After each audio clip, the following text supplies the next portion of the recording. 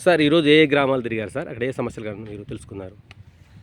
ఈ తోగూడెం మండలంలో తోగూడెం గ్రామ పంచాయతీలో టేకులగూడెం అనే వలసాది గ్రామం ఉన్నది. వాళ్ళకి ఒకే ఒక్క బోర్ ఉన్నది, సోలార్ సిస్టమ్. ఆ సోలార్ సిస్టంలో ఉన్న బోర్లో కూడా నీళ్ళు అయిపోయి నీళ్ళు రావట్లేదు అనేది నా దృష్టికి తీసుకొచ్చారు మొన్న ఆఫీస్కి వచ్చి. ఆ గ్రామాన్ని రోడ్డు నుంచి 5 కిలోమీటర్లు కాలిన నడక, టూ వీలర్ పోతుంది, 2 వాగులు ఉన్నాయి. ఈ 5 కిలోమీటర్లు టూ వీలర్లు వేసుకొని వెళ్ళి 2 వాగులు దాటి వాళ్ళ గ్రామాన్ని సందర్శించడం జరిగింది. ఆ గ్రామంలో ఒక్క బోర్ ఉంది, అంగన్వాడీ సెంటర్ ఉన్నది. అంగన్వాడీ సెంటర్లో చంద్రకళ అనే అంగన్వాడీ టీచరు రోజు కూడా అక్కడికి వెళ్ళి పిల్లలకి గుడ్లు మా సమక్షంలోనే భోజనం తయారు చేసి గుడ్లు కూడా పెట్టడం జరిగింది. అదేవిధంగా అక్కడ వాళ్ళు ఒక వాగు ఉన్నది, దాంట్లో చలం తవ్వుకొని చెలిమిలాగా తవ్వుకొని అందులో నుంచి వాటర్ తీసుకొని పోతున్నారు తాగటానికి.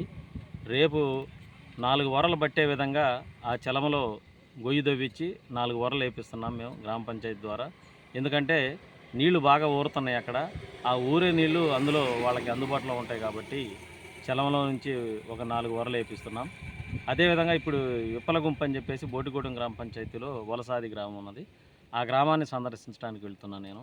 అక్కడ కూడా వాటర్ ప్రాబ్లం ఉన్నది. పోతే ఈ టేకులగూడెం గ్రామానికి రహదారి లేదు, కరెంటు లేదు. సోలార్తో వెలిగే 5 లైట్లు మాత్రం అక్కడ ఉన్నాయి. వాళ్ళకి ఇంకొన్ని లైట్లు, సోలార్ లైట్లు కావాలని కోరారు.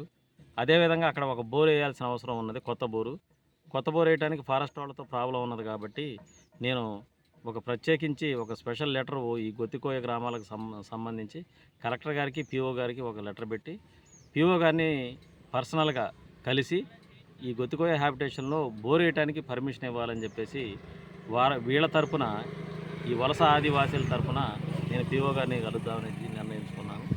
కలిసి పిఓ గారి అనుమతి తీసుకొని వీళ్ళ సమస్యని పరిష్కరిస్తాను.